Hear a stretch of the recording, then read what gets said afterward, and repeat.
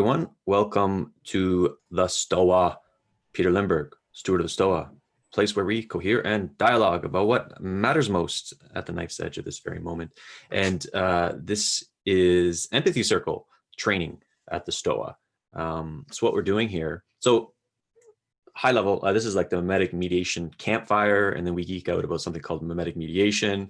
I don't want to explain it because I don't really know what it is myself, but it's all about kind of restoring dialogue and kind of like cohering together and all that good stuff. And Edwin caught wind of this kind of concept. He reached out to me, introduced me to his Empathy Circle. I fell in love with it, and I invited him to the Stoa to do some training on it. So this is 4 parts through the month of October. We're at the session 2 right now.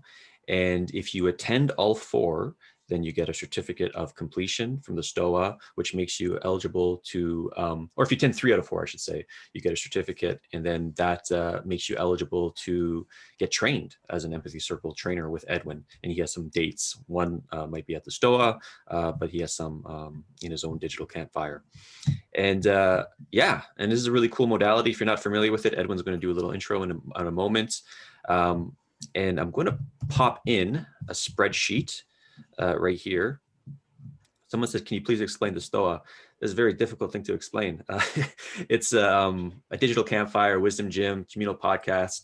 It's better not to know, to be honest. Leave a little mystery. So there's a spreadsheet in the chats. If you go to that spreadsheet, and if you've been here last week, you know the drill. Just put your name on, or put an X on this week. If you weren't here last week, put your name down and just put an X for this week, just to track your attendance so I know who to give a certificate to. So this is going to be 2 hours. I invite everyone to turn on their video. This will be recorded, not on my end. This won't be on the Stoa website, but it will go on the Empathy Circle YouTube page. If you are, only Edwin's group's going to be recorded because it's going to be him that's recording it. So if you're not comfortable with being recorded, just put, if you're comfortable being recorded, put yes on your name. You can edit your name by going to the participants. So put yes or no on it. And also, if you're an Empathy Circle facilitator, please put EC facilitator by your name as well, so I know I can where to put people in what room. What else do I need to say? Nothing. So I will pass it over to Edwin. He'll take me in before I put people in their rooms. Okay, yeah, great. Thanks, Peter.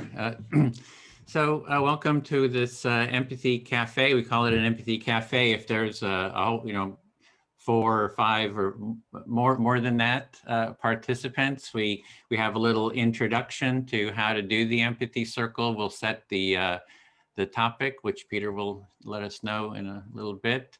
And then we'll divide into smaller empathy circles with a facilitator in each one. And so again, if you can be a facilitator, add your name facilitator to your name, so Peter can divide people into the groups. And so the Empathy Circle, I think it's this is the mediators, the Memetic Mediators group, and I would say that the Empathy Circle is probably, I think it's the best way to do mediation. The first sort of a gateway practice. So if you want to be able to mediate between different groups or people, or it's you can bring people into an Empathy Circle. The process slows down the dialogue. It makes sure everyone is heard, and we do use this to do mediation. And so it is really a core practice, and I'd really recommend that after you've tried it here, maybe try it with your family. That's one of the hardest places sometimes to do, have these empathic dialogues, but I do it with my family and have had really great success, as well as you can bring people from different opposing sides together. And as Peter mentioned, if you take part in 3 circles, as a participant, you'll be prepared to take the module 1 training, which is 4 sessions of 2.5 hours each. And that sort of teaches you how to be a facilitator. And so what we're going to do is just jump right in, and I'm going to show a 6-minute video of how to take part in an Empathy Circle. Some of you might have seen it last time, as well as seeing the instructions online, but just for any new people, we'll show it, and doesn't hurt to see it a couple times. So let me bring this up, share screen. and share with sound. So we'll just go through and hopefully this is coming up. That's it. So this is actually, what you're seeing here is a screenshot of us at UC Berkeley. There was a right-wing rally where participants from a right-wing group called Patriot Prayer came to Berkeley, and there was counter demonstrators, and we brought them into the empathy circle in our empathy tent, which we take to different public events. And this is just an image from that. But let me play the how-to now. So I'm Edwin Rutch, founding director of the Center for Building a Culture of Empathy. I'd like to welcome you to this short presentation on how to take part in a basic empathy circle. So next, let's look at the step-by-step how to take part. An empathy circle starts with 2 to 7 participants. Here on the screen, we have 4 participants, which I find is an ideal number. There are 4 basic roles, and the roles rotate among the participants as the empathy circle unfolds. 1, the speaker is the first person to speak. 2 is active listener who actively listens to the speaker. There's the silent listeners, they quietly observe and witness. And the facilitator who organizes, schedules, and hosts the circle. They also do the timekeeping, and they have some experience with the process and help keep participants in the process. However, everyone has the responsibility to hold the process and the practice. So to begin with, the facilitator will start the empathy circle. They welcome the participants. They lead introductions if the participants don't know each other. The facilitator invites participants to give short introductions, for example, their name, where they're from, and something personal about themselves. The facilitator then reviews the empathy circle process to remind everyone how it works. They announce the discussion topic, if there is one. Even if there is a topic, you can always talk about what is alive for you. That is what is on your mind in the moment. And 5, they set the speaker time limits, perhaps 5 minutes, for example. And the facilitator then asks who would like to start to be the first speaker. So at that point, the participant volunteers to be the first speaker. As speaker, you select who will be your active listener, and you can select anyone that you want. You speak about the topic given or whatever is alive for you. And so you'll speak a bit until you have maybe expressed an idea or two. And then you want to pause to give the active listener a chance to recap what they understand that you are saying and feeling. If you say too much, the listener may have difficulty in reflecting it. As the active listener, you are listening to the speaker to get an understanding of what they're saying and what is important to them. You are giving them your full attention as a supportive companion on their inner journey and exploration. When the speaker pauses, you recap your understanding of what they said and how they feel by reflecting the essence of that in your own words. You can summarize, paraphrase, or even say the speaker's words back to them. Even though you may have a strong impulse to respond with your own ideas, judgments, analysis, advice, and sympathy, or even questions, resist the impulse to do so because these common responses block the speaker from moving along their internal journey. You will be able to say whatever you want when it is your turn to be the speaker. If you don't reflect the understanding to the speaker's satisfaction, they can always say it again. Then as speaker, you check, do you feel understood to your satisfaction? If you do not feel understood, you can say it again, perhaps in different words. If you do feel understood, continue sharing. Again, after speaking a bit, pause to give your active listener a chance to recap their understanding of what you said. As the active listener, you again share your understanding of what the speaker said and meant. The cycle of speaking and reflecting continues until you as the speaker do not have anything else you'd like to say, or until you get a signal from the timekeeper. If you get a signal from the timekeeper, then finish up what you're saying in a sentence or two. After you get a final reflection, you can end your turn by saying something like, I feel fully heard, or something like that to indicate you are done with your speaking turn. At that point, the roles then rotate. The active listener becomes the speaker. The person they select becomes the new active listener. For everyone having equal time, it is good to select someone that hasn't spoken lately, but it is your choice. The others in the circle become the silent listeners. This process of taking turns in speaking and active listening continues for whatever time is allotted for the empathy circle. And this was just a very short introduction. The best way to learn the practice is taking part and doing it. There is more in-depth material on taking part in an empathy circle and facilitating one at empathycircle.com. Thank you for listening. Okay, so at the empathycircle.com website, you'll see there's a 6-minute how-to video, a 24-minute video, a lot of samples, as well as a PDF of how-to. So it's a good place to go check out to kind of deepen your understanding of how the process works. So in the empathy, when we do the breakout rooms, we're going to have 5-minute turns where the facilitator is going to take time, and if when your time, you can speak until your time is up, and they'll put up some kind of a notice of that. They will also do, just to start with, do a quick introduction there, your name, maybe where you're from, and then go right into the empathy circle. And we have our topic, which Peter is going to share and put into the chat window too. So do you want to share our topic? Yep. So we have a session coming up after this at 6 p.m. Eastern time called Raw Relationships. So I thought it'd be good to have something in relation to that topic.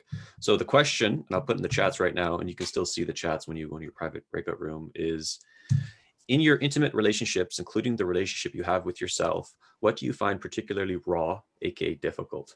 So that gives you some optionality of where to take that question. But that is the launching question for the discussion. And then, you don't have to stay with the question. Obviously, it's going to morph and evolve and all that type of stuff. So that being said, Edwin, is there anything else you need to say before I throw people to the room? Or gently yeah, toss? the topic, we have the topic, but you can always talk about whatever's alive for you. So whatever's going on for you, you're welcome to talk about that. And we're going to go till it's quarter till the end, and then we'll come back to the full group and just have a short debrief from some of the participants. So that gives us actually an hour and a half, according to my clock here. Is that right? To be in the circle. So yeah. Okay. Happy empathy circling. See you there. All right. So most groups have 4 people. Your group, Edwin, has 5. I'm going to jump into group 3, which Cody and Rachel Haywire are in that group. So just hold on for a minute. And I think that's it. So, and if you need anything, just kind of, there's like a ask for help thing. I'll send kind of broadcast messages out, and then we can go from there. And I encourage everyone to have their camera on.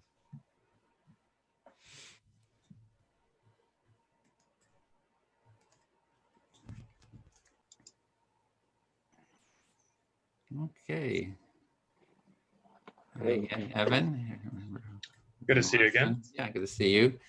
Okay, welcome to the circle. So maybe just start with a quick introduction, your name and where you're located. I'm Edwin Rutch from the San Francisco Bay Area, just north of Berkeley. And Evan, do you want to give a quick intro? Yeah, I'm Evan McMullen. I am currently living in the Detroit metro area of Southeast Michigan. And B? Ben. Yeah, my name is Ben. Okay. I am currently living in Israel. I'm in Israel right now. Oh, great. Wow. Welcome. Trey? Hi, guys. My name is Trey, and I live in Barbados. Okay. Welcome. And Isaiah. Isaiah? I live in Toronto, Canada. Okay, so great. Have a really international group here. This is fabulous. So let me just bring up the clock. We have our topic. In your intimate relationships, including the relationship you have with yourself, what do you find particularly raw, sort of difficult? So if someone wants to start, you can speak to me and I can sort of model the empathic listening to get the ball rolling, and you'll have 5 minutes. So take it away.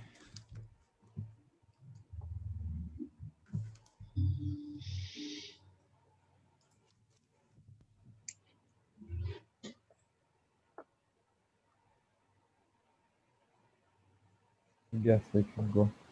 Okay, listening. I'm very lost and confused about the question, but I'll see what comes.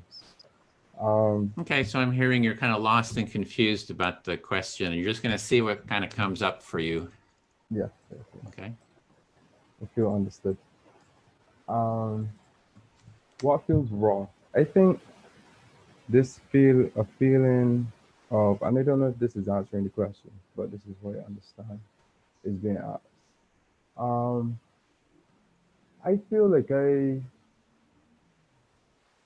have this fear of not being wanted, or I'm not sure if, like, I know trying to place it as I was sat here thinking about it as well. And I think deep inside, and I don't want to admit it, but it's there. Like, I feel, I guess it could be an abandonment issue that I have. And maybe it's affecting how I feel in situations.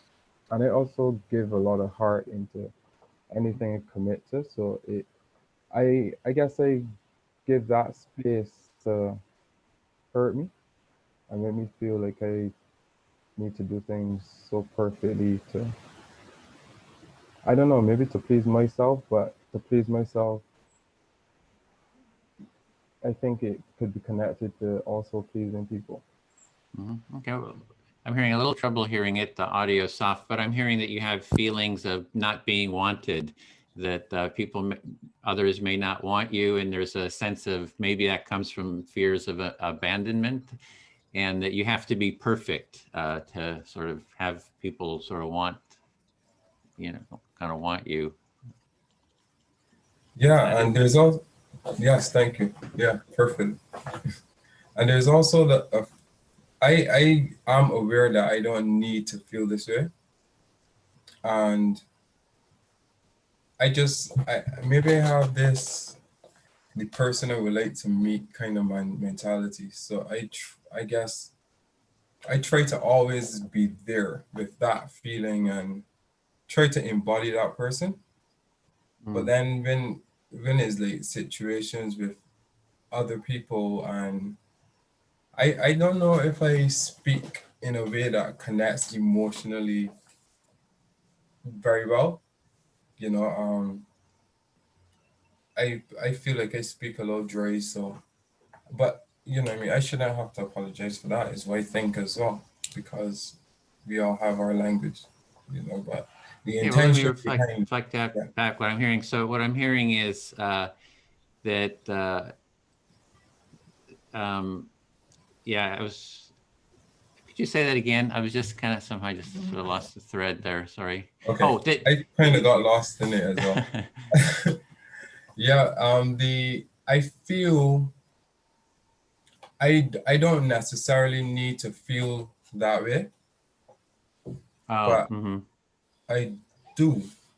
And okay, let me reflect that back. Yeah. So what I was hearing is that you feel like people aren't going to be interested in you, and you feel on one hand. On the other hand, you feel like you don't have to feel that way. You feel it, but you think that you don't have to feel it that way. So there's kind of a issue there between the conflict. Yeah, like a lot of my, I guess, morals come into question, like my core morals and beliefs,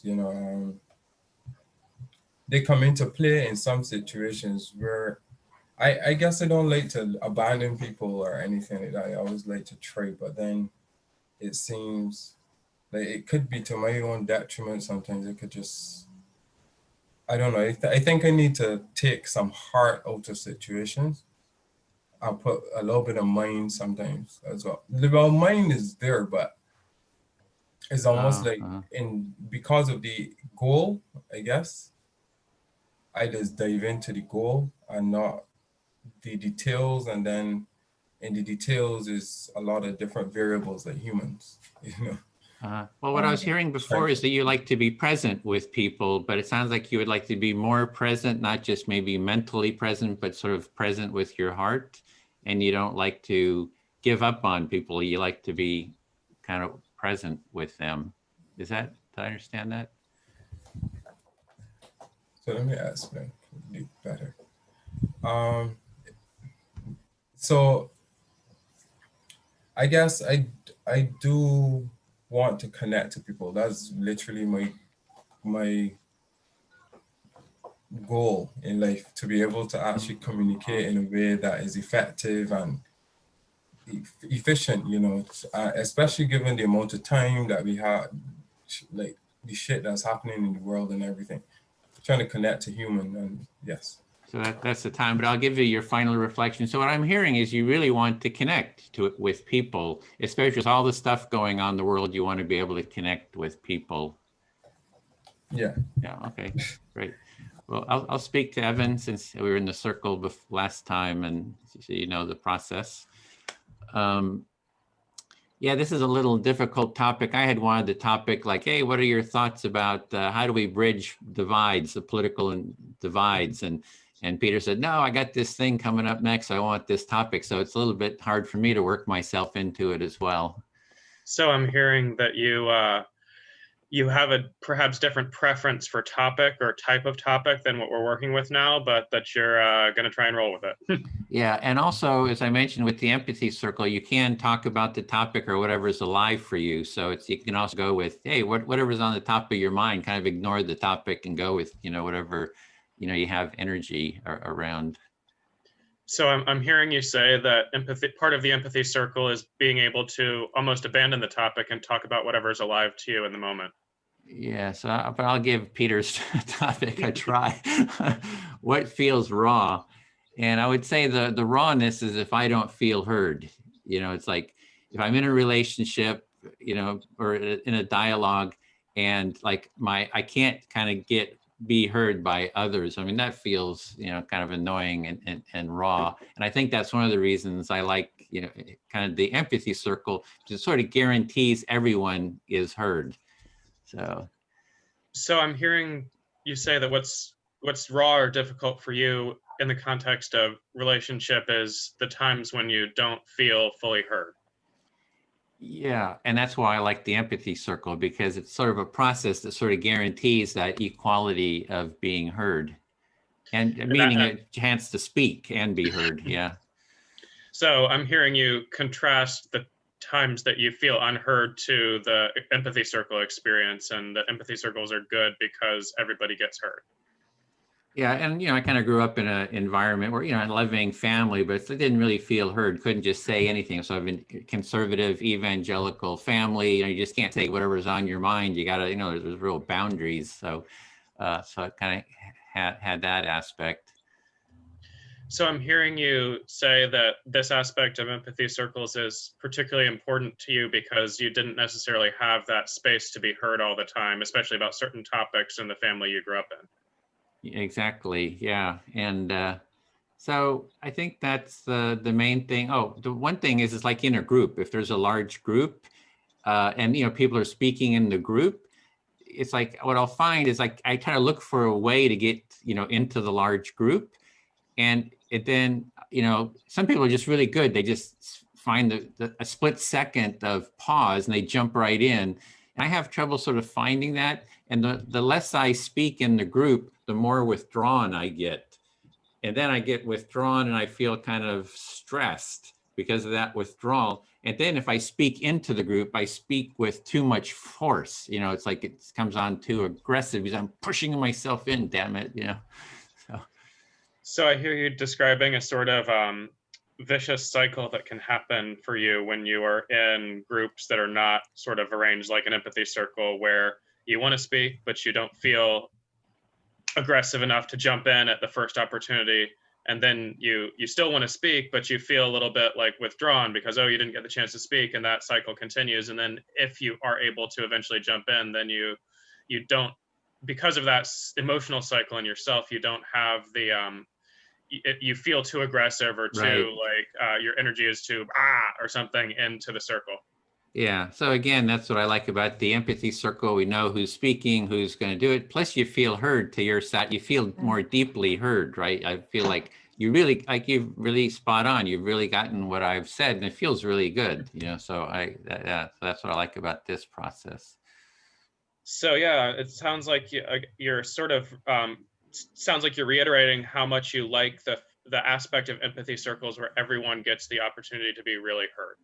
And that's why it's so powerful in mediation.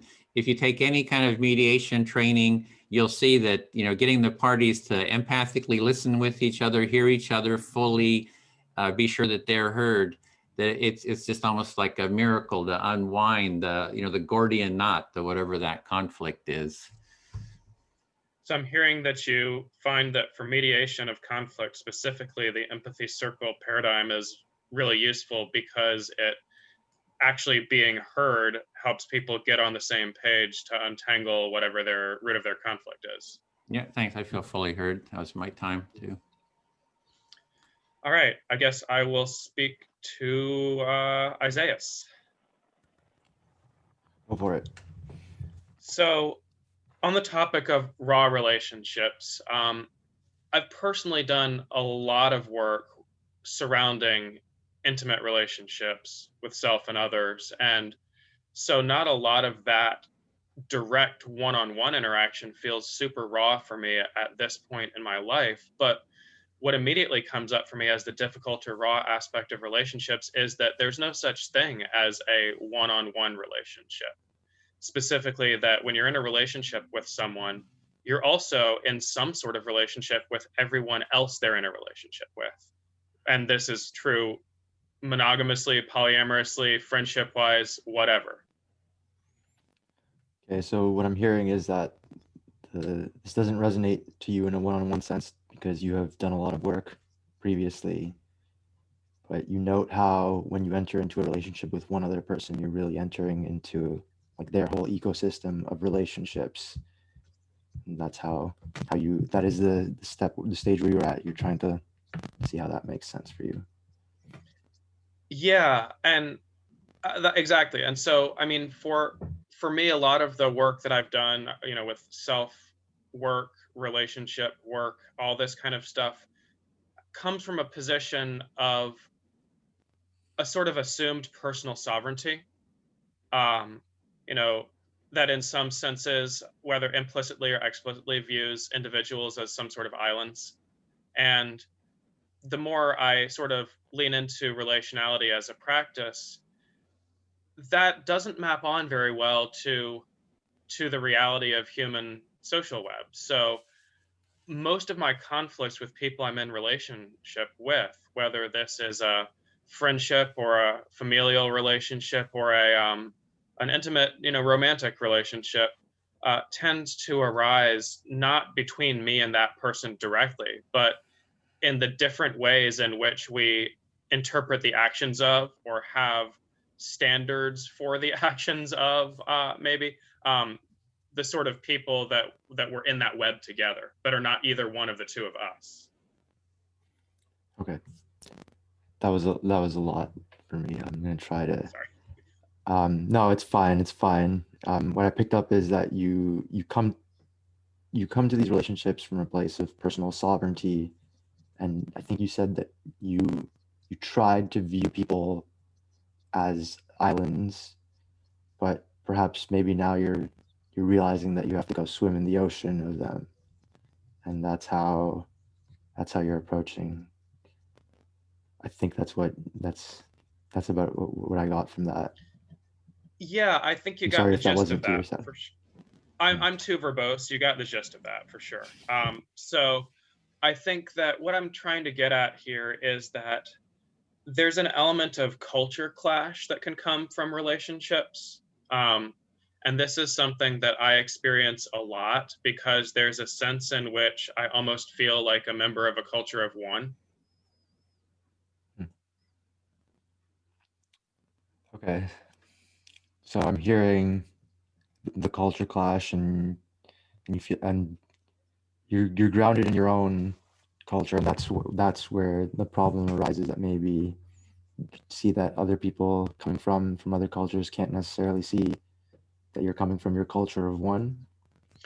Right. And so what I mean by a culture of one here is that, and this relates to what I said earlier about sort of a lot of the self-work practices that I've done coming from a perspective of sort of personal sovereignty. You know, in my culture, which as far as I know that I'm the only member of, social pressure is simply not a good reason to do anything or think anything. And yet, I don't really meet people who operate from that place very often, if ever. People seem to take how their, if not generalized social pressure, they take how their other friends or how their other family members would feel or think or react to something as being really important, above and beyond their own judgment about whether the act is coming from a place of compassion, whether it's a wise act, etc.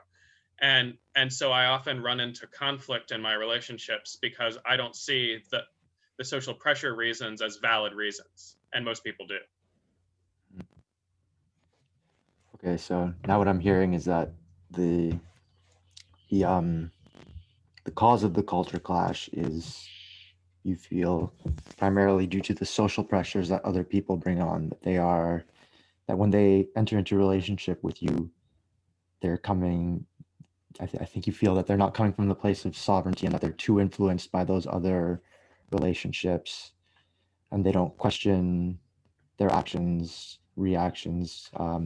They might not be coming from a place of compassion or wisdom. And that is, I feel heard. I believe, Yeah. So that was is that time? I didn't.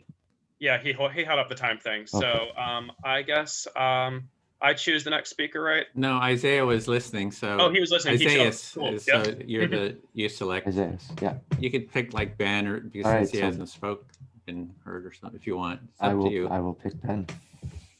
Ben, All yeah, no, ears. I'm not going to skip Ben. Thank you. I appreciate that. Okay. So this is a bit of a tough one. I'm glad that a few people went ahead of me, just because it got me thinking. And like, honestly, the difficulty for me in most relationships is getting to a place of intimacy. I find that I am constantly trapped in my own head, overanalyzing even like my own little actions too much, rather than balancing it with a more like heart-centered approach. And so if I'm too much in my head, it just becomes I think it becomes too difficult for other people to, well, for any people to sort of get into intimacy with myself. So first of all, I think that you are grateful that you were not first, because it is a very difficult topic, and having some other people go before you kind of loosened you up, and I'm grateful for that. And then you said that I hear that your biggest problem you feel with intimacy is kind of developing that intimacy itself in the relationship, because your mind is always working and churning gears. So it kind of has a very strong analytical edge to it. And so that kind of puts up a barrier for other people to kind of come close. Yes, that's a good way of putting it. And I recognize that there's a sense of fear, especially when there's like a romantic relationship, like a thought that pops up when something feels good. It's like, oh, what if I lose this?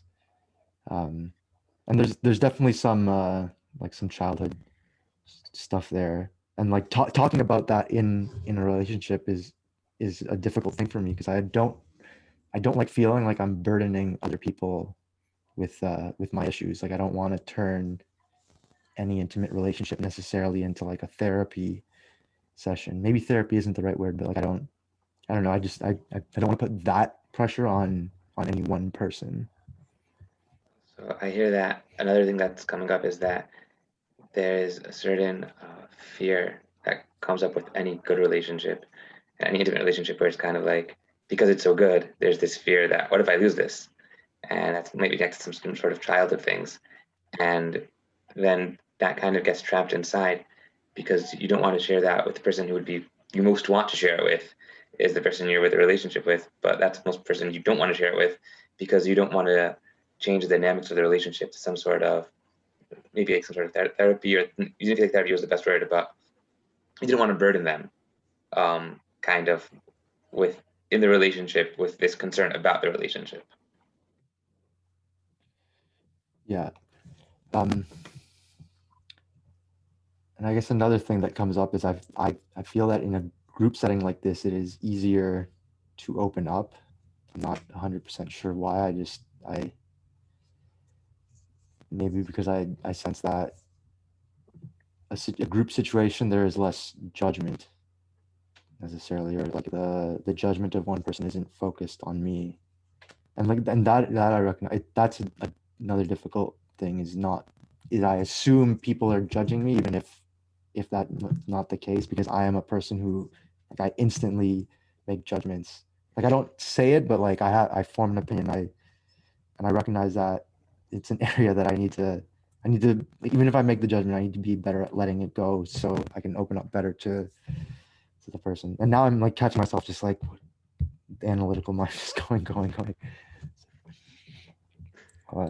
So I heard a bunch of thoughts here. Try to get them all because they're all very interesting. So the first one was that you noticed that in this kind of group setting, you felt much looser, like, and it's more comfortable to share about these thoughts about how you deal with intimate relationships more than you actually would in a one-on-one intimate relationship. And maybe because it's a group setting, it kind of you feel like the focus is a bit dispersed and not just all eyes on you, and that's good. And you especially feel that because it loosens the judgment, because you've noticed that you have a tendency to project the way that you judge other people, that other people are judging you, and so because of that, like in a group setting, you kind of feel like it's more dispersed. It's not too heavy of a focus. And you also mentioned that regarding the way that you judge other people, that from what I correct me if I'm wrong, I think I got this right, is that you don't want to actually change the fact that you judge other people. I think you feel that's a very intimate part of you and that you're connected to that, and that's like not worth fighting against. But you do want to be able to, after you make a judgment, to kind of loosen up on it and let go on it. So like not like fight head on your instincts, but kind of learn how to channel that in a more positive way. Yeah, that's good. I thank you, Ben. I feel heard. Awesome. Thank you. Thank you. Really interesting. Okay. So I'll go. Trey, you wanna circle? All right, cool. Okay. So first of all, I'll start with when Peter mentioned the topic of this discussion, I felt a little concerned because I don't like talking about my intimate relationships. So what you're saying is when the call first started with Peter, you got scared of the topic that he announced. Yeah. Yeah. So and then only after I got into this room, when I realized I was going to be in the recorded room, I was like, oh no, that's even worse. But I want to try to do it anyway. Okay, so yeah, but even when you got into the room, you felt that same feeling, and now you're here, is your moment, and you're gonna try. Yeah. Okay, so this is a little bit maybe me changing the topic because I don't like talking about intimate relationships, but I just found it interesting that when you said that I felt scared, my instant reaction, my macho man was like, I'm not scared, I was concerned. I didn't like it, but I'm not scared. But scared probably is probably the better way to say it. But I didn't like being called scared anyway. So when you heard me say that you got scared, that kind of triggered your masculinity, and then you thought about it a little bit and went through a couple processes, whether is it scared or is it just nervous, or yeah, but right now, but you definitely felt triggered when I said scared. Yeah, yeah. I think it was a good way. I think it's fair to call that scared. Okay. So now I'm gonna go into intimate relationships. So I think that the topic, I don't know what topic I find most difficult. I think I would have to reflect for a lot in order to really dig into the core of that question. But one thing that came up when I was just thinking now is that I think I kind of just feel that there's so much going inside me that I can never fully share myself with anybody. And that kind of like, I think about only about myself. I'm sure it's true for other people also. But I kind of feel like there's just so many different aspects and facets that I can never have one person who's able to kind of grasp it all. And I kind of feel like that's a barrier. So what I'm hearing you say is, in terms of relationships, you don't really want to go, that would take you too deep. But you then shifted the topic onto how what was sitting with you at the moment, and you were saying in the people. Sorry, I just lost the thought. I'll say it again. Yeah. Okay, cool. So what I think I find difficult in intimate relationships is I kind of have this expectation that I can fully share myself, but I have this knowledge that I know that I'm too multifaceted to ever completely share myself. I have too many different angles that nobody would ever be able to grasp me completely, and I kind of would want that, but it's not possible. So what's coming up for me is that you feel that you have so many components of you, so many parts of this individual that the other person might not be able to handle all these parts of you. You have a, I don't want to say fear,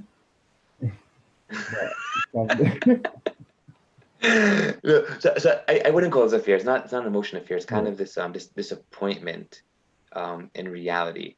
Like I'm disappointed in the way that the world is, that I can never give myself fully 100%. It just can't be.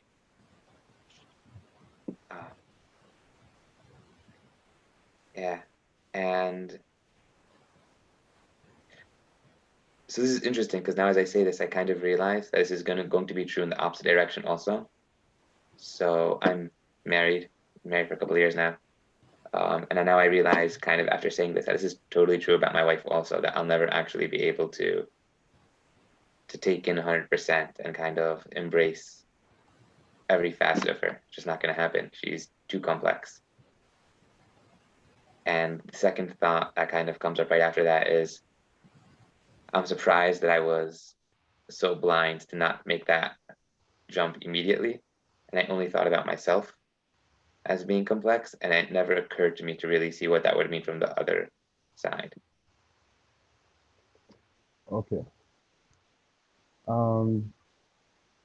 If I correct me if I'm wrong, you just sat on the thought that you're married. That's what stuck to me, that you're married, and it seemed like it was, you're saying that it's kind of like stop you even more from finding that,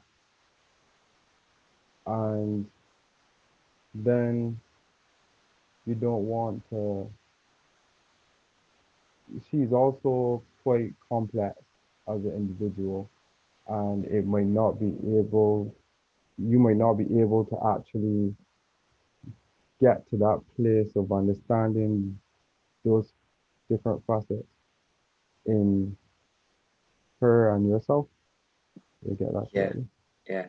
Might I say one last sentence? So I'd want to say just kind of on the reflection. So Trey, I love that you have an accent that's different than mine. It makes it sound so cool to hear like it reflected back, but in a different voice, like in, Yeah. in a very distinctly different voice. It does something very cool in my head. I really like that. Okay, I hope I did what you said justice. Yeah, no, it was great. Thank you. So, do I go now? Do I go again? Yeah, we just keep going for the time allotted. It's going to be another hour or so or Okay. more. Evan? Real Yeah. quick, I'm having a very hard time hearing you, and I've turned my speaker volume up as much as I I think can. it's your headphones. Is it better now? Yes, thank you so much. So was I guess as I was listening to everybody speaking, a lot of different emotions came up for me and different aspects of my life as well. The feelings, I resonated with the feelings of Isaiah as well, that feeling of not wanting to connect deeply, you know, self-sabotaging, that kind of, that in a relationship or in potential relationships. That kind of struck me very strongly, you know, it resonated a lot with me. And I was trying to connect it to the current feeling that I had that I shared earlier. And also when you stated when you stated that it could be childhood trauma as well, it really got me into thinking deeper about those aspects. So I'm hearing you say that listening to everybody share their own thoughts on this has got you thinking about how some of the things I've said apply for yourself as well, specifically the parts about a fear of connection and self-sabotage that I think you were saying Isaiah had mentioned, and then also the part where somebody mentioned the effect of perhaps childhood trauma on relationships, that's got you really sort of connecting that together for yourself and trying to synthesize all that. I feel well heard. Thank you. Thank you for that. Yeah, and I'm here wondering now if I'm just this real deep, depressing person. You know, I feel like you said, Evan, you were like a one culture. You're the one basically a Culture of loner. one. Yeah, yes, a culture of one, and that also resonated with me. I'm like, you know, I would if if I could get people to understand that my intentions and where my heart is, then maybe it would be better for me. But how do I do that? You know, so it just has you feeling alone all the time, you know. But the great thing about these spaces like the Stoa and Rebel Wisdom as well, you know, you come and you have these deeper conversations, these beautiful conversations, you get to connect with other people, you know, and then you just feel not so alone anymore. Yeah. So I'm hearing you say that, you know, you've wondered sometimes whether you're just like a deep and depressing person or something like that, but then you hear me talking about being a culture of one, and that resonates for you, and you're very thankful for places like the Stoa and Rebel Wisdom, because you also said something about how you know that really you want to connect with people and share your culture of one, and know that if people knew that you were coming where you were coming from with your heart, where your heart is, that you would be that would be a connection that you could have with people. Yes. And that you like these spaces because they let you feel like that a little bit. Thank you. Thank you. Oh, you made me feel so happy. I'm being heard. Yeah. So, yes, I think that all that I've said so far is somewhat enough for me to process, to work on processing. You know, I feel like to try to add more to that is just to kind of forget that some of that, you know. I just want to be able to sit with that for a little bit. And Yeah, so I'm hearing you say that you've kind of heard and said a lot of stuff just now, and that it feels like if you were to just start saying more, that would somehow not be doing justice to what has been said and to your need or desire to process it, to sit with it. yes, Yeah, so if you're complete, you can just say, I feel fully heard, and then it passes I your feel turn. fully heard. Thank you, Evan. Of course, thank you. Let's see, I guess I'll talk to Edwin. Yes. Listening. So it's so interesting to hear everybody's thoughts about this and where they're at. And, you know, I can't but be struck by some of the commonalities that I hear in what people are saying, and specifically how it seems that everybody has some sort of struggles with reaching out to other people, with the idea of opening up fully to other people. So you just find it very interesting, the just hearing what everyone is saying, and you're seeing a lot of commonalities, and also that everyone sort of struggles in some way to sort of reach out and open up. It's very, common. Yeah, and so what that brings up, honestly, for me is, you know, I've spent a long time as a sort of amateur cultural anthropologist, if you want to put a fancy label on it, or just a people watcher, if you want to be real about it. And one of the ways that I've found that the culture that I find myself embedded in, which is, you know, modern middle class American culture, seems to be really, really defective when it comes to providing models of healthy relationships, whether romantic or just other intimate relationships. Yeah, so you're sort of a people watcher, just observing, and from your position and sort of in the middle class, that you see that this community doesn't really have tools or practices or methods for really constructive relationships, and just see that as sort of a deficit, something that's missing.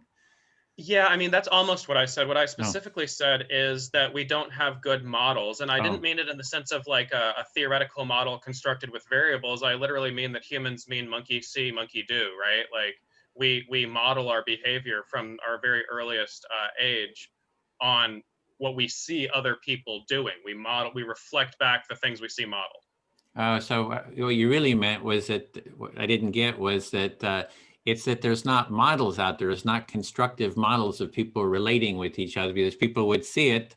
They would just learn through seeing those models.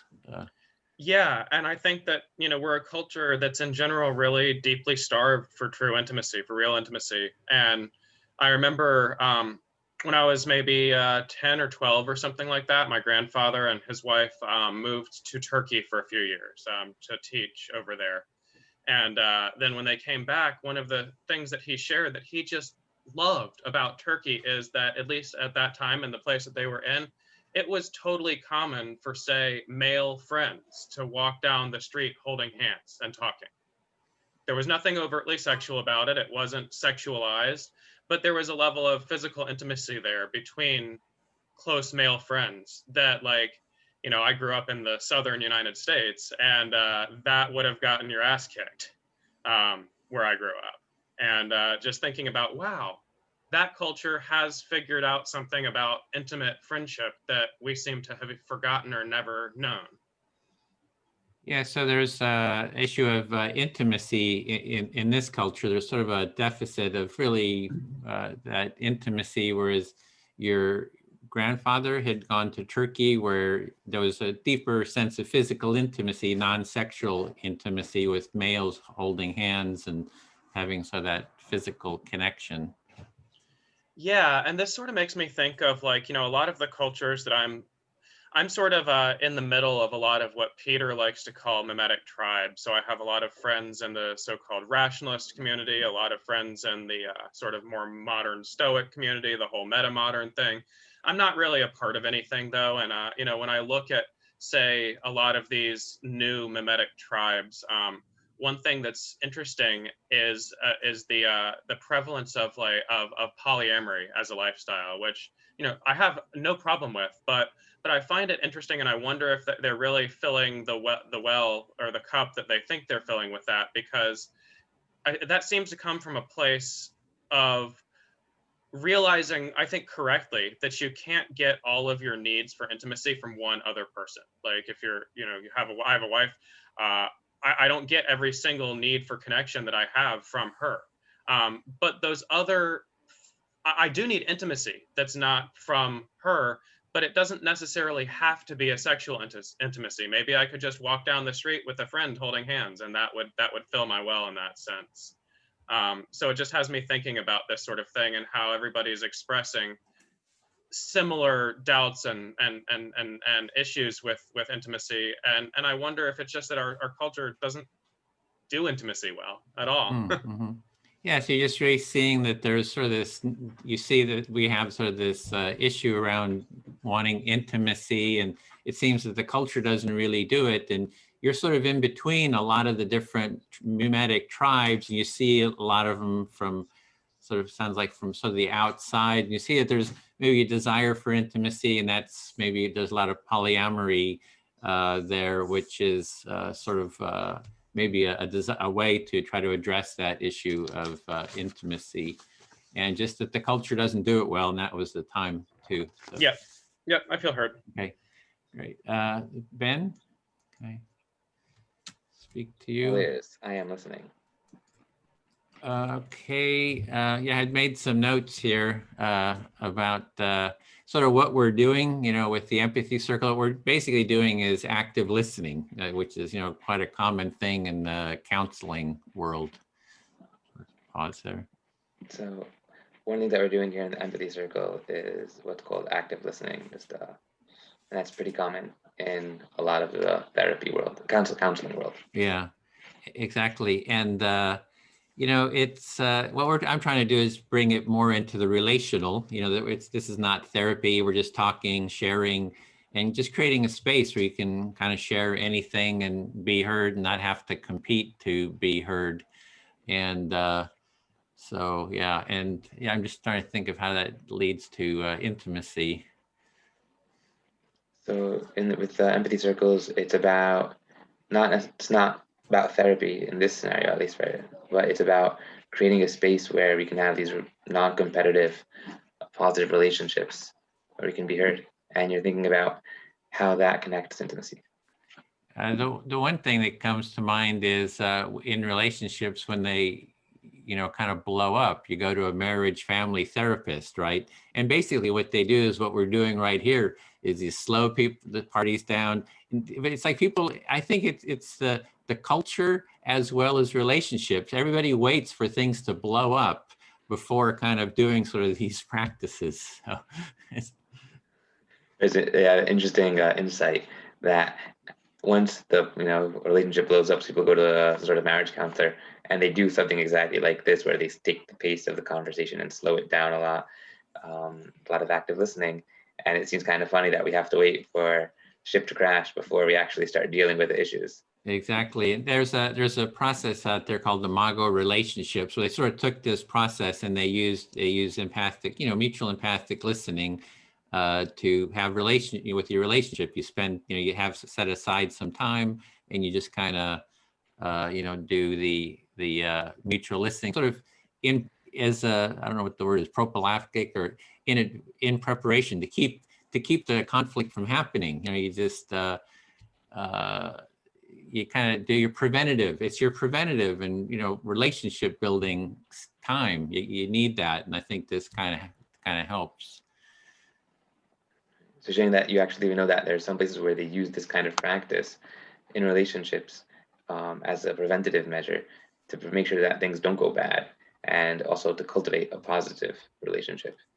And sort of a cutting edge to it is bringing it into a family is challenging. It's like, let's change the relationship. We're going to do this type of listening. And there's kind of, I've just found like a lot of resistance. And so with my family, extended family, they're conservative, a lot of Trump supporters, I'd be more on the liberal side.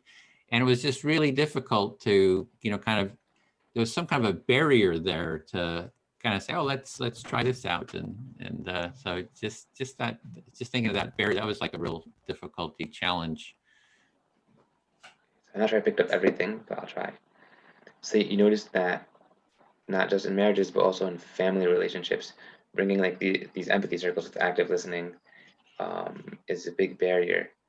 And you mentioned how in your extended family, you try doing this, where there's some polarity in the political spectrum. There's Trump supporters and you're more liberal. And there's this very strong resistance. People do not want to do this. Yeah, until in my family, it was, there was a conflict happened between my mother and sister-in-law. It was on Christmas, and it was like, where the gifts were kept, and the kids had gotten into it, and this fight started between them. And I thought, okay, I'm Mr. Empathy here, so I got to do something. And it was really scary. It was amazing how anxious, like down to the marrow of my bones, I felt kind of this fear. I was almost like terror, but I stepped into it and offered empathic listening to my sister-in-law, just reflected back what she was saying.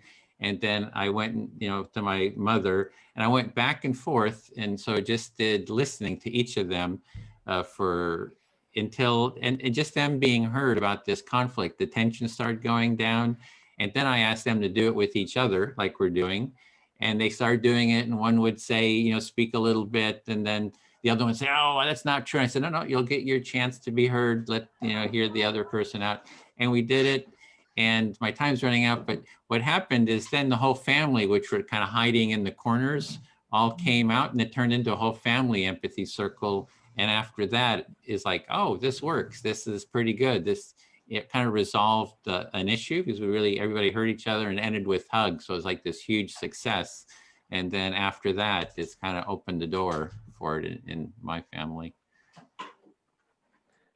Okay, so you had this beautiful story where there was this big resistance in your family to doing this practice until one Christmas, there was an argument between your sister-in-law and your mother that was triggered by like kids opening presents under the Christmas tree too early. And from what I gathered from you, it seems like this was just kind of, this is not like the real cause of the rift, but it was kind of just like, this is what kind of revealed the tension that was there, the catalyst. And in order to, then there was this big fight going on, and you were very scared to get yourself in, but you kind of felt you had to because of your role and outside the family as being Mr. Empathy.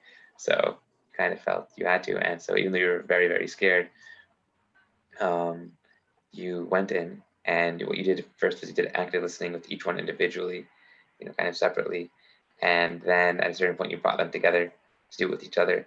And things were not complete smooth sailing, because even then, people would hear something they didn't like, and they would say, that's not true. And you would say, wait, you gotta wait for your turn. And eventually they got into it. And as this process was going on, the rest of the family kind of came out of their hiding places, avoiding this big conflict, uncomfortable conflict between your sister-in-law and your mother. And they kind of came in and they joined into one big family circle, and it ended with a lot of harmony and peace and very good feelings and love. Yeah, I feel very deeply heard. Thank you. Thank you. Beautiful story. So Isaiah. Here. Okay, so I'm going to take 20 seconds of my time just to think about what's going on in my head and kind of let things settle down. Do you want silence? I recognize the irony of that statement.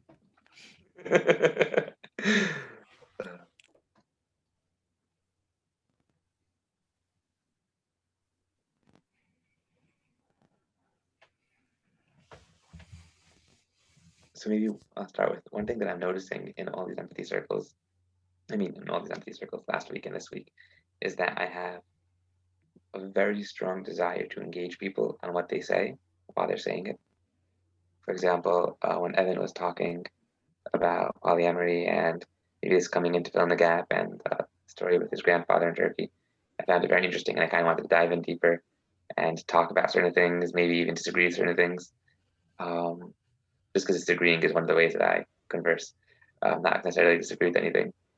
And I noticed it hard to kind of hold myself back and just let the process go through.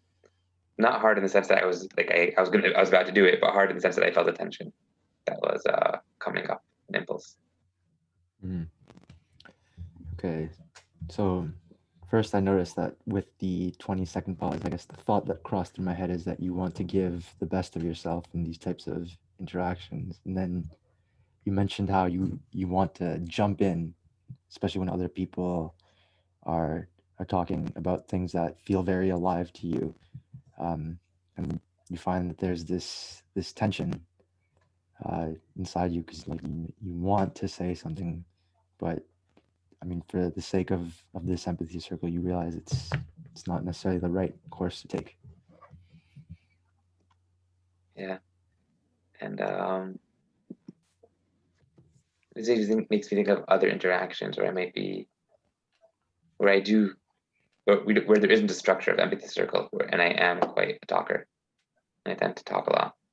I don't know how to balance that and gauge when it's appreciated and when I'm overdoing it, because I have friends who are very shy, or sometimes shy, sometimes I would say quiet, just don't share unless they're asked, and I have incredible appreciation for them and what they have to say, and so I don't want to block off anybody like that because I appreciate that type of personality also as personality and also what everybody has to say. But on the other hand, I get into this flow and I just enjoy communicating, and even being silly and playful. And I don't know how to balance those things. And I noticed this mainly at one event in the Stoa, in the Social Design Club, where I love being playful there because I know some of the human systems people in there are just so playful and so much fun. And on the other hand, I feel like am I blocking other people out by talking too much? And I don't know how to gauge that. Okay. So I'm getting a great sense of humility from you in reflecting on yourself. How you mentioned how you surround yourself with a lot of people with different temperaments, and you respect that some people may want to be more quiet, and yet your impulse is to be more playful, but you recognize how you may not necessarily know how to control what I think might be excitability. And you mentioned the social design club at the Stoa, that you found that excitability, you can relate to so many people who go to that, and it sort of feeds into that aspect of your personality. Yeah. Yeah, I feel very heard. I think there's anything else I want to say. Sorry, I didn't catch that last. There's not. Yeah, actually, I want to think that I feel very heard. I just want to see if there's anything else I want to say. Like that was like I feel like that kind of closed off with something. I want to see if there's anything else that's coming up that's important.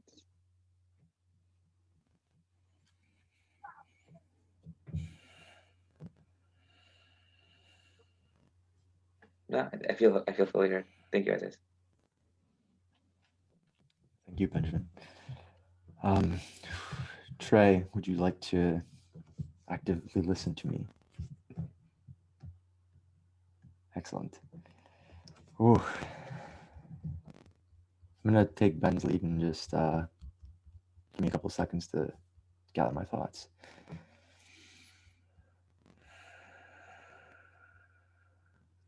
So you need a couple seconds to gather your thoughts. Yeah.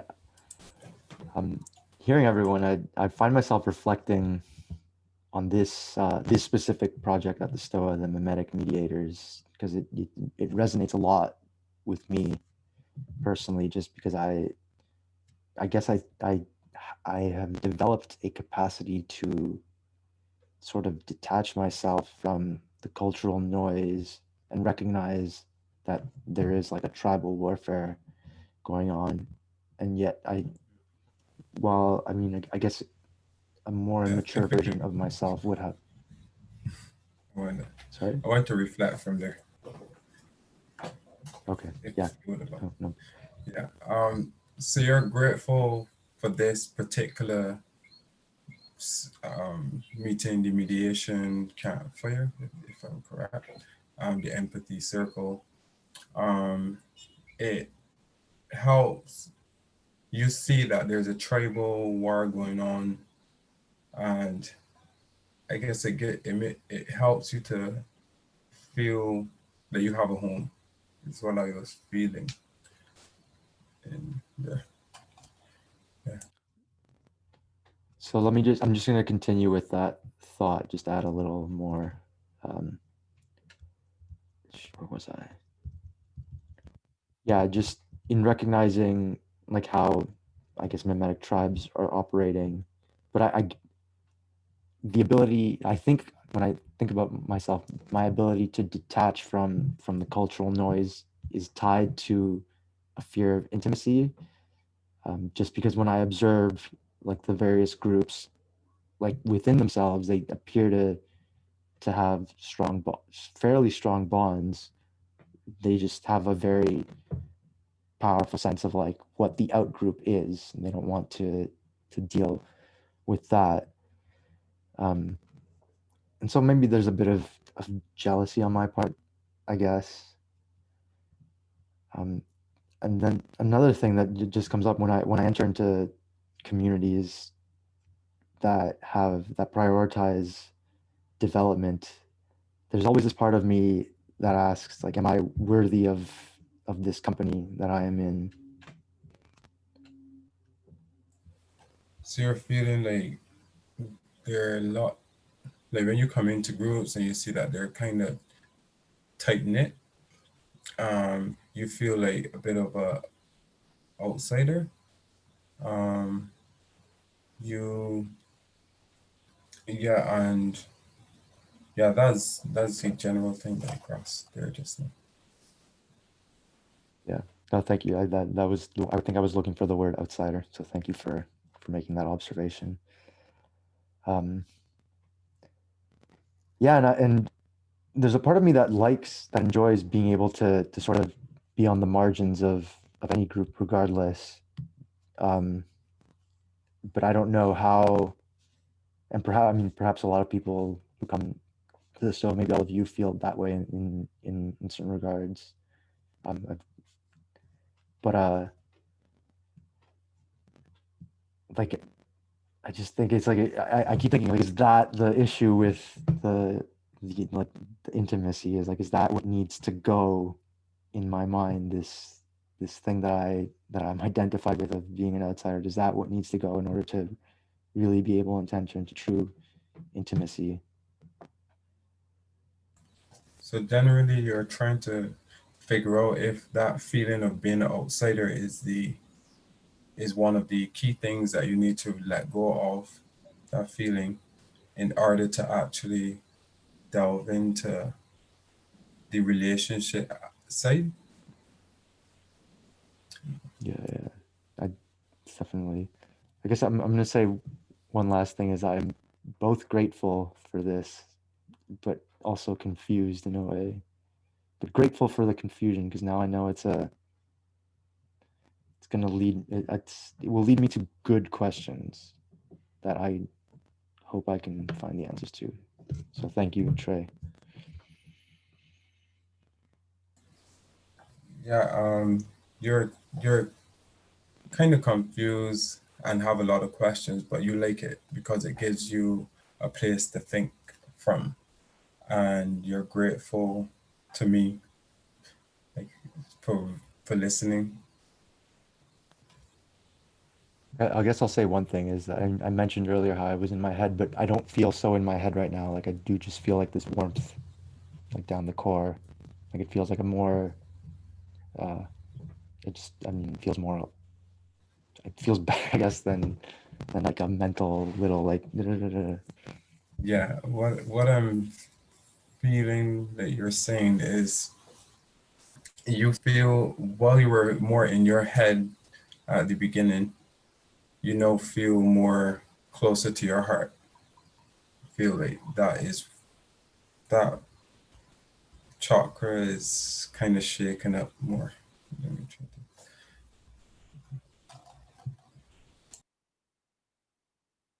to... Is my... Your turn, Trey. Thank you for sharing, Isaiah. That's beautiful. What am I sitting on now? I'm just feeling grateful. I guess First, that's select it. who you want to speak to. Oh, sorry. Just gone. Ben? I think, all right. Yes, well. Would you be my listening partner, buddy? Yeah, I'm listening. Yeah. So I was just feeling grateful to hear everybody. Like each round, I'm just a little more grateful because I feel like it gives me a lot of perspective as well, insight, you know, I'm not only leaving with my information, but with the information of all of you. And that could help me process a lot for myself. So I'm definitely feeling a strong level of gratefulness. So feeling a lot of gratitude and very, very grateful. Yes. And not just because of like your own process, but just also from hearing from everybody else.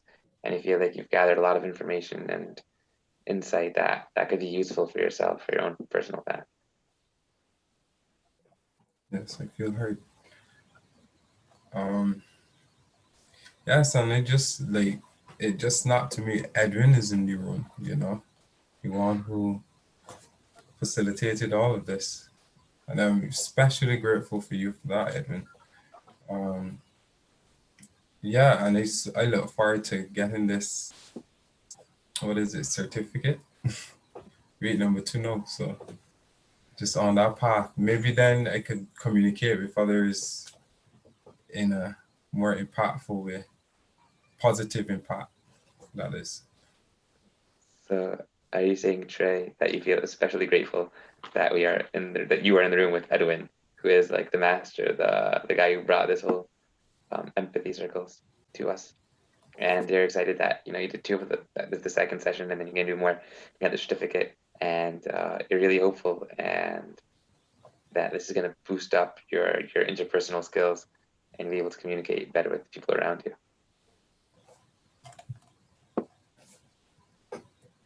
Thank you.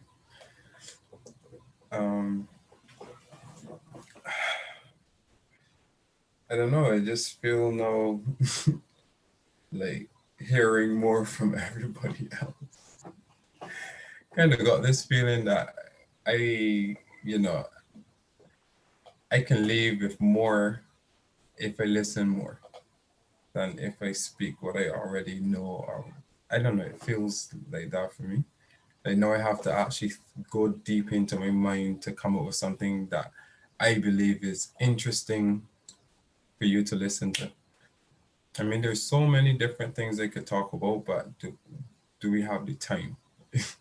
Now that I'm comfortable, I may get too comfortable and the conversation, it will turn into a conversation. So I'm trying to narrow in on these areas. So I'm not sure if I got everything from you, Trey. So you'll correct me where I wasn't able to fully understand. But I hear you feeling like you actually enjoy listening to a certain extent more than speaking, because you feel that by listening you get to gather more from other people, and that's very valuable for you. And you also don't know, because I don't know if it was like you were contemplating, debating what to talk about, because you wanted to make sure that you chose something that would be interesting for us. But you also, there are certain topics you didn't want to go down because you felt like they would be like too explosive and just take over the whole space. Perfectly said. Perfectly said. I feel complete. I feel listened to. I feel, yeah, that's the term. I feel complete. Thank you. you. Pleasure. Thank you. So I think that I haven't spoken to Edwin or Evan yet. Is that true? Both of you haven't spoken to. So I don't remember. Okay. So Evan. Go ahead. So a lot of things came up when I heard Isaiah's talking to Trey. And one of the things that I don't like about the empathy circle is that there's certain things I kind of wanted to scream out, but I couldn't because Isaiah was in the middle of talking to Trey. And so now I want to use this opportunity kind of to say it, which is something that I've seen with people, certain people in my life, people who I don't really know Isaiah so well. I think I've met you on the dangerous space like once or twice, maybe, and now here. But you have this great aura that's like a very interesting and deep and thoughtful person. And then you hear kind of like these self-doubts. And I just want to be like, shut up. Like, you're great. What do you care about? Like what could possibly like, kind of mind boggle? I feel like this sort of sense of envy toward, and not like a negative, but admiration is a better word. An admiration and aspiration towards a certain depth that I sense. And then I kind of hear these self-doubts and I'm just like, what? Why? Stop it. No, don't. I'll stop there at that point. So you're you're listening to Isaiah and things are coming up for you. And one of the things that came up for you that you decided to mention to me is that you have this experience of really respecting Isaiah and thinking he's awesome through the interactions you've had on the Stoa. And then you hear him talking about self-doubt and you just kind of want to be like, what? Like, oh, don't doubt yourself. You're awesome. Yeah, exactly. And even though I don't know him very well, but just kind of like the tip of the iceberg shows I mean, I guess this might be a bit haughty of me, but I feel like I know that there's so much more underneath. Like I feel like I can sense on a person that there's so much deeper going on. And when I sense that, and then and maybe it has to come together. But when I hear like that kind of self-doubt, it bothers me. And okay, I'll stop there. Then. So you have a sort of outsider's view of people, and you're describing how it actively bothers you sometimes when you feel like people are self-doubting and they're not like justified in it, or that they like that their self-doubt isn't grounded, that there's so many layers of awesomeness to them that they shouldn't be experiencing self-doubt. Is that right? Yeah, maybe. Okay, so then that's good enough for me to lead into my next thought. So Okay. that's okay. It's that, and I understand that self-doubt often comes with the package of being a deep person. I feel like to a certain extent, someone who's really shallow will never doubt themselves because they only have a very one-dimensional kind of view of the world. So it's very natural for them to kind of just like a fish, kind of just like flows through the world, never really knows that it's a fish even. And the more complex you are, the more you kind of see yourself in different angles. And then and that creates this kind of fractured perception. So it kind of comes together. And so I kind of want to qualify what I said about how I feel, which is that I have a respect for that self-doubt also. It's not like a total I want to cancel it, but and maybe this is kind of what I wanted to maybe say when I heard Isaiah, was I wanted to validate Isaiah and not to cancel the self-doubt, but kind of to say that even with the self-doubt, it shouldn't come to a negative place. It should come to a positive place of growth, which is where I think he ended, but I'm not sure. And if I was able to have a conversation with him, not an empathy circle, I would make sure. So you're making sure to qualify your previous statements here so that we're all on the same page, that this isn't a criticism of the way that Isaiah was expressing or feeling. You're trying to make it quite clear that it's not that. You're not trying to cancel or replace whatever feelings were being expressed, and that you think that perhaps deeper thinkers, maybe because of their more multifaceted viewpoints, are more likely to or more prone to self-doubt. And you used an analogy with the fish in the sea there, swimming through it. And yeah, I think that's really what I got there from what you said. Yeah.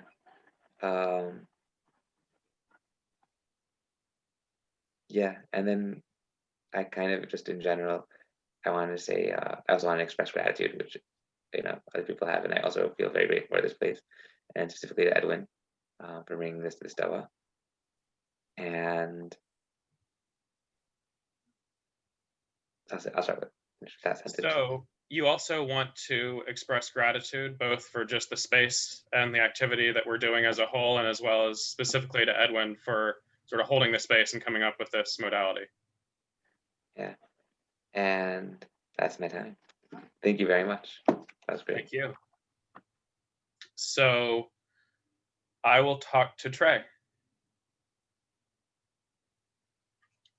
So it's interesting how these empathy circles can sort of turn into conversations, but over a longer time span. That's something I've noticed so far. So it's interesting how these conversations could turn in, how these activities could turn into conversations. Yes, I know. Yeah, like people I notice are, in some sense, you often get this reaction here where people are like, oh, but I just want to jump in and I just want to have a conversation about these topics. And I think that at least for me, I find that if you zoom out with respect to the time scale, you find that we are actually having a conversation. It's just one with a very different energy to what, especially maybe those of us raised in certain more intellectual circles of debate, think of as a conversation. But there very much is a real interplay between the participants and their ideas. So what I think it caught there is you're familiar with these kinds of spaces that have interactive conversation, and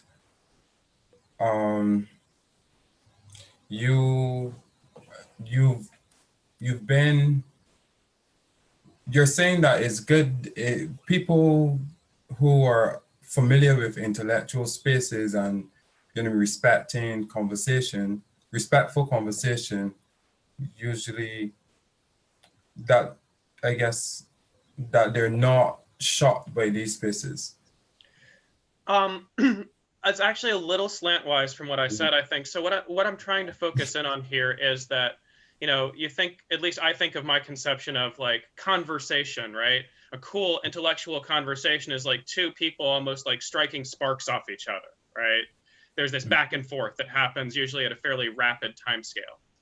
And what's so interesting is that we get into this intimacy circle and it feels at first like it's not a conversation. And then the more we get into the space, it becomes clear that it actually is a conversation, just over a different time scale. Yes. So normally conversations, you expect them to be a lot of back and forth. And you do, I just lost that again. Sorry, it's gonna come. I'll help you out. What I was saying is, so this is a conversation with a back and forth. It happens over a much longer time scale. Yes. So the conversations actually do happen if you notice it throughout the process. It starts off feeling like it's separated, but then the conversation, it flows into what we would call a conversation. Exactly. And, Yes. I kind of, this also brings up something that I was thinking about when Ben was talking one of the recent times about noticing the urge to jump in and say something during the time when somebody is speaking, and that's sort of against the rules here, and just sort of sitting with that. I've spent a long time doing various types of Buddhist training, and one of the main practices that we work with, and especially Tantra, is noticing the sensations that are happening for us in our bodies, in our minds, emotionally, what have you, and allowing those to happen, but not reacting to them in the habitual way. Okay, so you were reflecting on something Ben has said earlier, and then you branched off to saying that you were practicing doing a lot of Buddha practices, and then there was one that stood out for you. I think mantra is what you said. Tantra. Mantra. Yes. Tantra with a T. Tantra. Okay, sorry.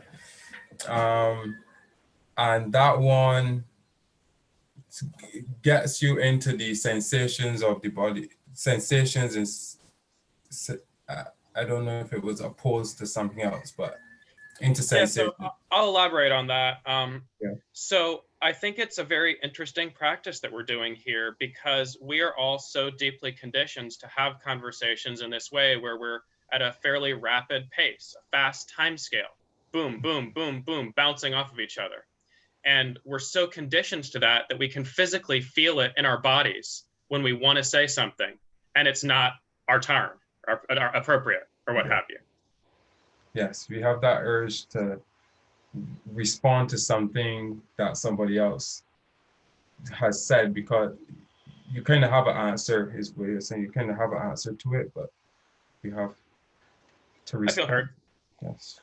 Sorry, man. You want to take like 4 minutes, and then I think we're going to have a just sort of, or we could even debrief now. It would give us about 8 or 9 minutes just to kind of open it up and just how was this, and just kind of more of an open debrief on the experience without reflection. Can I start? Yeah, just jump in since it was your turn. Yeah, Sure. I kind of coming down to this end, I started to feel, I don't know, like I had to try really hard to capture, and I wanted to capture everything.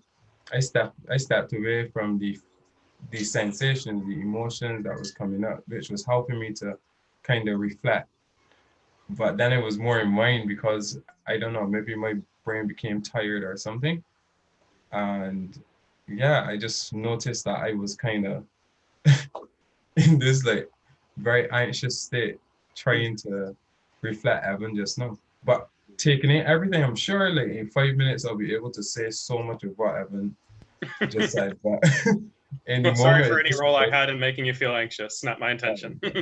It's totally okay to if you don't get it, it's up to Evan to say it again until he feels hurt. It's really Evan it's his job to support you in having him feel heard the way he wants. So it happens to me. Remember at the very beginning, I kind of lost the thread. I think it was Ben was talking to me, and I kind of lost the thread. I couldn't remember what he said. So my brain is getting older, so yeah.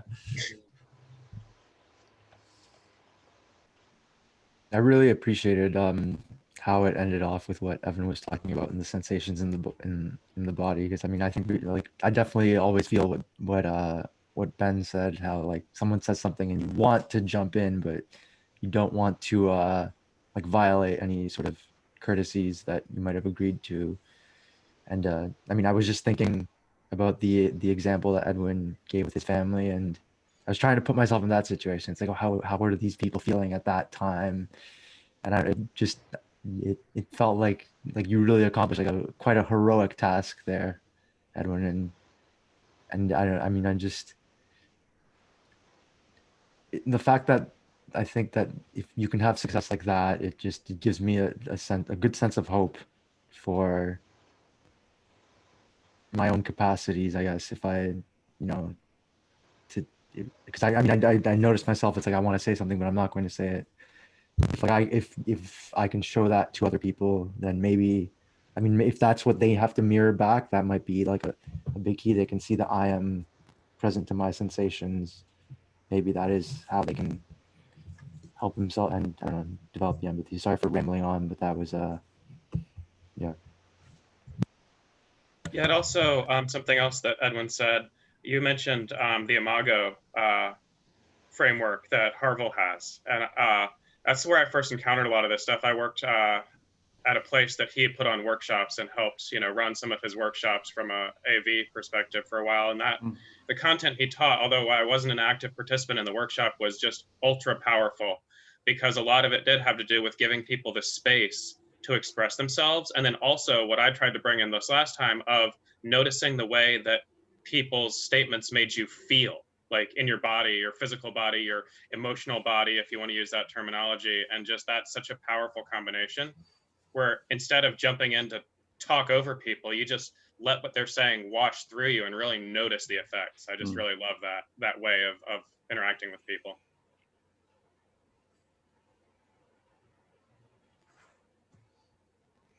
And I guess one follow-up to that maybe is like, oftentimes, especially for the people, Ben, you were talking about like the quieter people, the people that aren't so forceful with their inserting themselves into the conversation. People maybe like Edwin from what he shared. It can be really hard to speak a complex thought and actually get the whole thing out. And it can be even harder to do that when people are constantly jumping in to like something that was really just part of the groundwork for what you were trying to express. And then people will often step back from expressing their complex thoughts because they feel like they have to defend every tiny little premise. And so, wait, no, this is a holistic tensegrity structure. Just let me get it out and it'll all hang together, you know? I can identify with that, even though I butt into other people's competitions all the time.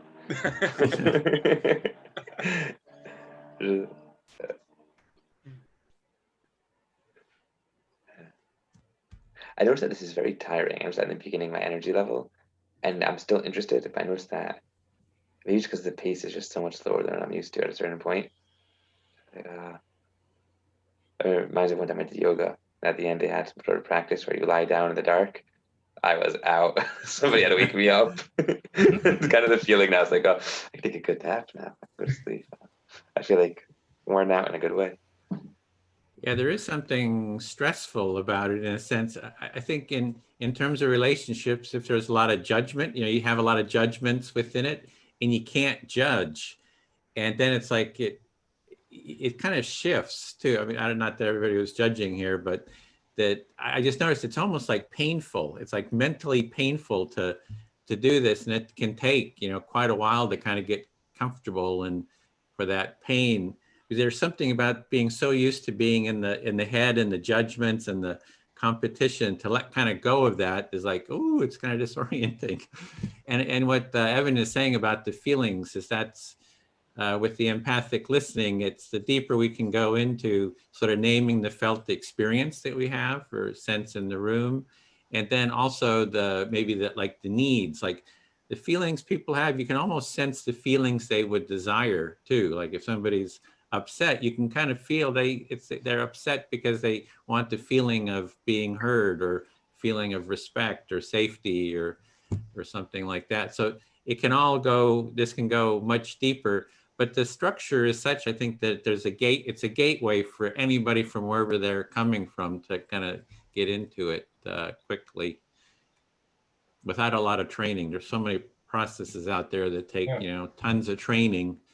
And this can kind of get you started pretty quick. Yeah, I feel like this was just like it gets straight to the point, a quick introduction and you just go into it and you're able to see results in a short space of time, and then as the momentum builds, it just brings you deeper into everything, That's something to be valued for sure. Yeah, and I can guarantee you, if you bring this into conflict or people who are dealing with emotional difficulty, it's practical from the get-go. So, well, thank you very much. This was a great group. Yeah, really enjoyed it. Kind of the men's group. That I thought about in response to what Trey just said is, like what I was saying about Buddhism, tantric practice is all about actively engaging with the things that trigger our strong reactivity rather than just ascetic practice where you just avoid those sort of stimuli. This is totally conversational tantric practice from that perspective. I love it. Yeah, it would be good to use with sex partners, like right in a relationship. Tantra is not about sex. That's a misconception. Oh, geez. All right, see you soon. See you guys. Let Edwin open the return space. So Edwin, anything you want to say and how you want to guide the rest of the time together? Thanks for everyone for taking part. I want to thank the facilitators too for facilitating those circles. We have about 15 minutes, so maybe we could just get a 30-second comment from participants. I don't know if Peter, if you want to call on anyone that kind of raise your hand, or if you just have any sort of feedback about the experience. Yeah. So how about we had a bunch of groups, so maybe we'll do 5 groups. Anyone want to represent the group? Just maybe unmute yourself, popcorn style, and then we'll go from there.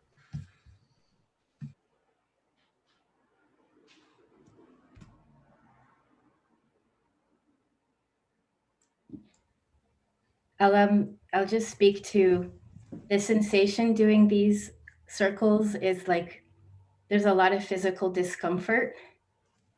and there's like this inner tension that I want to expand and percolate beyond the boundaries of what I'm comfortable with. But at the same time, I want to collapse into my safe boundary and not express myself and not bridge the boundaries between these people that are strange to me. But I feel a lot of value comes up from being comfortable with that discomfort and just baby steps. So these little circles are actually really good to practice that.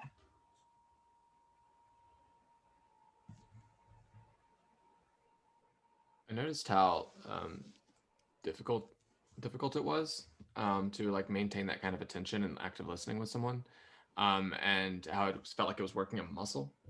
And there's a lot of because there was so much attention there. It felt like it was when you're doing something like that, you're really giving a lot to another person, and then also being given. So there's a gratitude and also like a real sense of respect and responsibility of maintaining that space. So it's really cool. It reminded me a lot. It reminded me a lot of a sort of spiritual practice. I practice tantric Buddhism, and we make this distinction of, and there are things which activate or trigger or cause reactions in us, and a lot of approaches to spirituality involve avoiding those things. You go to a monastery, you go far away, you get away from that stuff. And the tantric approach is more to sit with that stuff and notice the reactions that you're having without like giving them, without allowing them to translate into actions, just noticing them. And so this is almost like a group tantric practice for me, where you feel the urge to respond, to say, no, that's wrong, to jump in. And you instead, because of your role in this, game that we're playing, you simply sit with that, notice your reactions, and then have to honestly reflect back to somebody, not your take on what they said, but what they actually said. And I just think it's super profound from that lens as well. I'm sure Edwin's really happy to hear that share.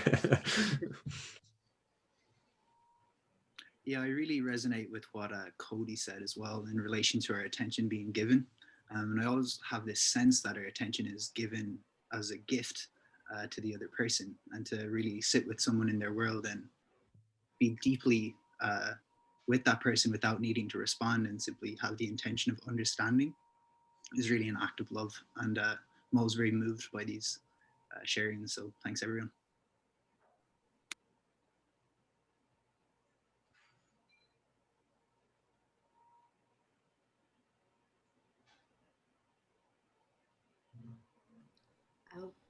I will say I was quite nervous about attending today, as I was feeling apprehensive that I would be able to give that attention and hold that space of active listening. And it feels, as Cody mentioned, it feels like I'm working on a muscle, and it feels quite nice to like have been able to do that. However much I was able to show up, it feels good to have tried regardless. All right. We'll end there with the shares, and I'll just hand it over to Edwin for any last thoughts. And Edwin, if you can take me in at the end to have some closing announcements. Okay, so what we're doing here is more than just empathy circles. It really fits into a larger vision, I would say, of a culture of empathy. So what kind of a culture would we have if we were listening to each other? We see what happens in the political spheres. We saw like the presidential debates. What would it have been like if there had been an empathy circle with Trump and Biden, for example, to see that modeled. And so that's something we're working on. Is this is just one sort of practice for building that culture of empathy. And it's really what it is that we're trying to do is, train people, really spread this practice as widely as possible. My own vision is that we can train everyone in the world, just to be a facilitator. That would just be a contribution to humanity. And it is just a basic foundational gateway, kind of a first step practice. But if you've got this, it's a really good first step, and it's very practical for just learning, for addressing personal issues, community issues, for heading off conflicts before they happen, and then dealing with conflicts, as well as for if you're familiar with human-centered design, uses empathy, that if you're designing any kind of product, service, any culture, you need to really understand where people are coming from, and not just understand, but sort of sense into and feel the impact of what you're creating and designing will have on them and on each other. And that's what this process is that first step gateway to what we call a culture of empathy. So yeah, look forward to seeing you next week and the following 2 weeks, and hopefully in the training too. And I'm going to put a link into the how-to to the Culture of Empathy website, and there's a link there too. You'll see on how to be a facilitator and sort of the step-by-step process. So we'll be setting up a facilitator cohort for this group too. So that's it. Thank you. Thank you, Edwin. Peter. And yeah, I'd love to have the Stoa to have a bunch of empathy circle facilitators roaming around here in the noosphere. It's quite cool. If you came in late, here's a spreadsheet for the attendance. Again, if you have 3 out of 4 sessions, you get a certificate of completion and you can take the empathy circle training. So if you missed filling that out, just do that now. So upcoming upcoming events. One that's coming up in 30 minutes, or about 30 minutes, is called Raw Relationships with Maybe Gray and Cody Taff. Cody, could you unmute yourself and maybe give that a little plug? Yeah, it's happening in a few minutes. Nice little intimate space. Going to talk about why we get into them, why they fell apart, why we do it again. And it'll be nice and intimate and vulnerable. Come early and on time, because we're going to close the door after a little bit of time, just because these events kind of get vulnerable.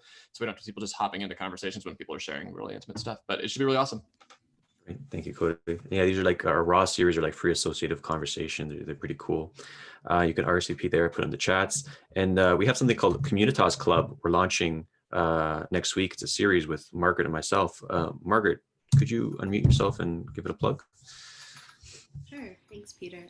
So we are hoping to create a space within the Stoa for experts to come and share different relational modalities, perhaps similar to empathy circles, as well as other ones that will help us all grow in ourselves and in the way we're able to dialogue with one another. So we have a kickoff on Tuesday, I want to say 5:30 Eastern, where we're going to kind of think about how we want to design this series, hear from people of what they're looking for, if there's anything you really want to see and ask us to bring in. So your participation is needed and welcome. Please come join us.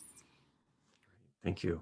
Yeah, and we have like things lined up like circling, verbal aikido, nonviolent communication. And the idea is to kind of bring some of these practices in. So like empathy circles, so we can train in them, and then maybe like mix them together and become social martial artists and all that good stuff. So check that out. It's in the chats. And then check out the Stoa. You can go on Patreon, and we have a Substack all in the chats. Again, Edwin, everyone, thank you for coming out to Stoa today.